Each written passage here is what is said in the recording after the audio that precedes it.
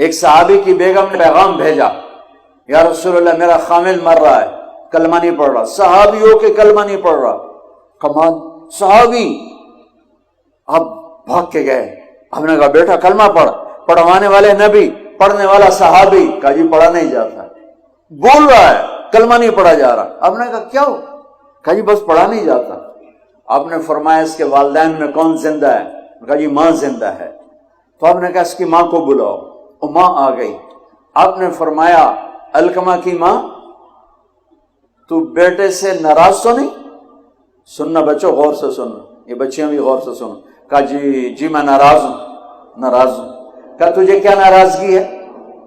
ہائے کہ یا رسول اللہ مجھے اس کے دین کا کوئی گلہ نہیں ہے، بہت نیک بچہ ہے، راتوں کو اٹھ کے تہجد پڑھتا ہے، نفلوں میں کھڑے ہو کے قرآن پڑھتا ہے، دن میں روزے رکھتا ہے، لیکن بس مجھ سے جب بولتا ہے تو بدتمیز ہو کے بولتا ہے، میرا دل چیر کے رکھ دیتا ہے جب مجھ سے بات کرتا ہے، بس مجھے اس کا دکھ درد ہے۔ آج تو ماؤں کی پٹائیاں کرتی ہے اولاد، وہاں صرف زبان کی تیزی، زبان کا لہجہ روکھا، کہ یا رسول اللہ بہت بدتمیز ہو کے بولتا ہے۔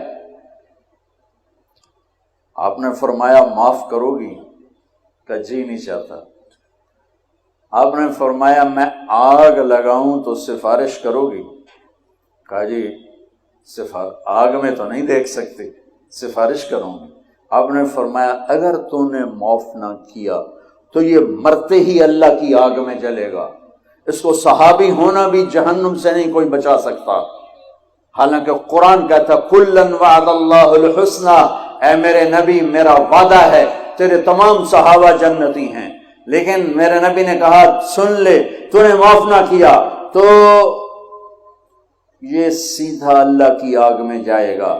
سفارش کرتی ہو، معاف کرتے ہو؟ کہا جی میں اب معاف کرتی ہوں۔ آپ نے کہا بیٹا لا الہ الا اللہ کہے، اس نے کہا لا الہ الا اللہ اور جان نکل گئی۔ آپ نے اس کا جنازہ پڑھایا، اس کے دفن میں شریک ہوئے، اور پھر اعلان کیا اس کی قبر پہ کھڑے ہو کر جس نے ماں باپ کو دکھ دیا اس پہ اللہ کی لعنت، اس پہ فرشتوں کی لعنت، اس پہ زمین آسمان کی لعنت، ان کی نہ نماز قبول ہے، نہ روزہ قبول ہے، نہ صدقہ قبول ہے۔